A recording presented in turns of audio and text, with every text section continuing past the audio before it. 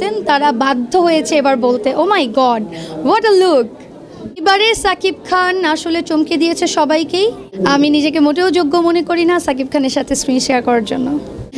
নাটক সিনেমা যারা অভিনেত্রী তাদের ওইটাও পেশা, আমি একজন ব্র্যান্ড প্রমোটার, আমার এটাও একটা পেশা। সিনেমাতে আপনার কি মনে হয় আমাকে নাটক সিনেমাতে নিবে বা আমি কি তার যোগ্য?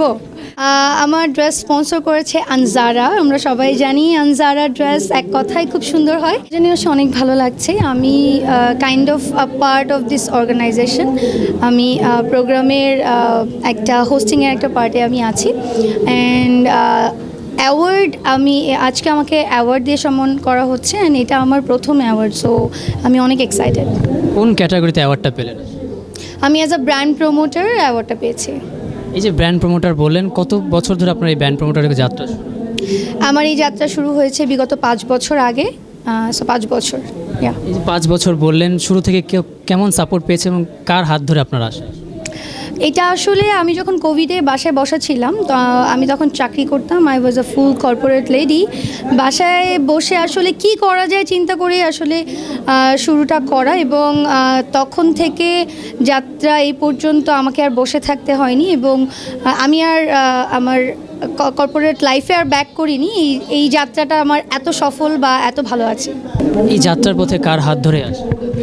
যাত্রার পথে কারো হাত ধরে আসে না। আমার এই যাত্রাটা শুরু হয় কোভিড থেকে। সো জাস্ট কোভিডে বাসে বসে কী করবো চিন্তা করে আসলে লাইভটা শুরু করা, ব্র্যান্ড প্রমোটিংটা শুরু করা। সো ওই তো একের পর একে কাজ করে যাওয়া। আসলে কোনো কিছুর তো শেষ নেই, শেষ দেখি। আমি ব্র্যান্ড প্রমোটার হিসেবে খুব ভালো কাজ করছি।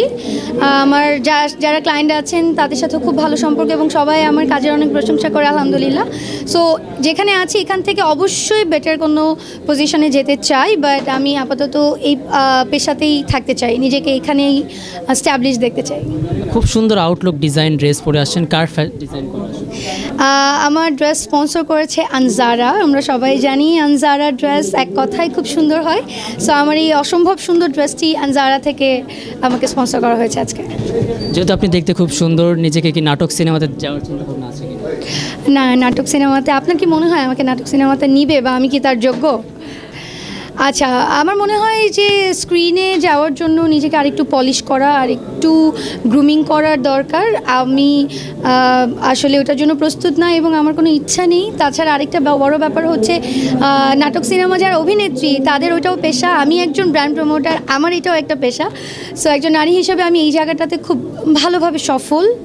আমি এখানে সাফল্যতা পেয়েছি। আমার আপাতত এই পেশাটি চেঞ্জ করার কোনো ইচ্ছা নেই।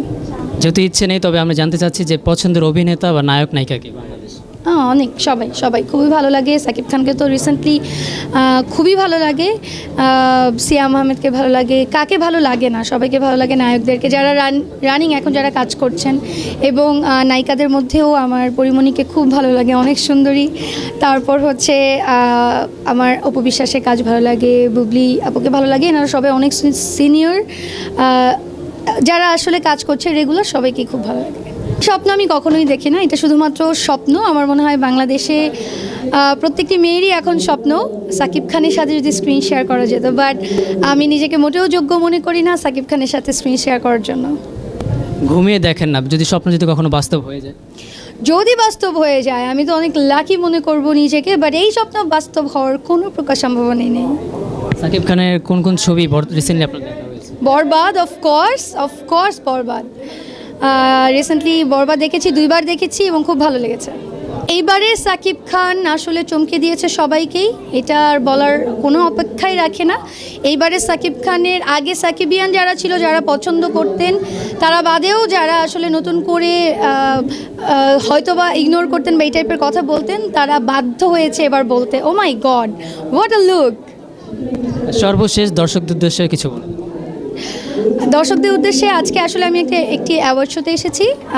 খুব সুন্দর আয়োজন ছিল, এইখানে আসতে পেরে ভালো লেগেছে। এরকম সুন্দর অনুষ্ঠান হলে আমাদের মতো যারা ছোট ছোট আর্টিস্ট আছেন বা বিভিন্ন পেশায় যারা আছেন তাদেরকে খুব ভালোভাবে অনুপ্রাণিত করা হয়, আমরা অনেক ইন্সপায়ার হই। সো এরকম আয়োজনে আপনারাও সাথে থাকবেন। Thank you so much.